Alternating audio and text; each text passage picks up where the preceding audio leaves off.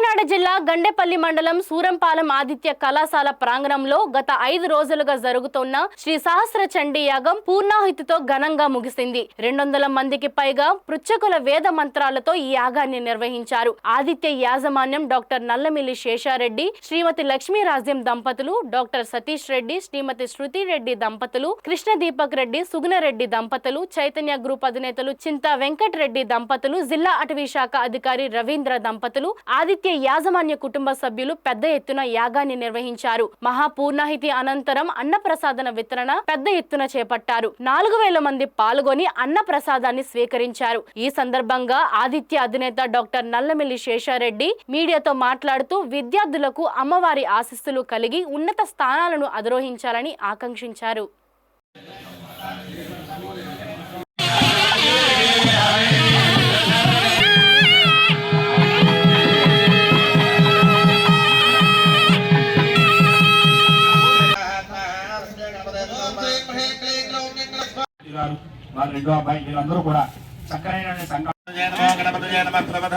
ఈ యొక్క హిందూ సాంప్రదాయంలో చండీ యాగం అనేది అతి పవిత్రమైన గొప్పదైన కార్యక్రమం. చండీ యాగం తలపెట్టిన వ్యక్తి ఏదైనా సాధించగలనే నమ్మకం మన హిందూ పురాణాలు మైథాలజీ చెప్తుంది. సో ఆ విధంగా శతచండీ యాగం లాస్ట్ టైం మేము చేయడం జరిగింది. సో ఆ యొక్క దేవత దయ వల్ల మనకి యూనివర్సిటీ కూడా మార్చడం జరిగింది.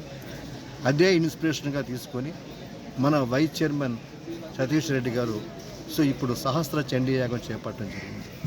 ఈ సహస్ర చండీ యాగంలో కూడా చాలామంది భక్తులు, ముఖ్యంగా మా యొక్క సంస్థల్లో పనిచేసే స్టాఫ్కి, ప్రిన్సిపల్స్కు అందరూ కూడా ఈ చండీ యాగంలో పాల్గొనే అవకాశం ఇవ్వడం జరిగింది.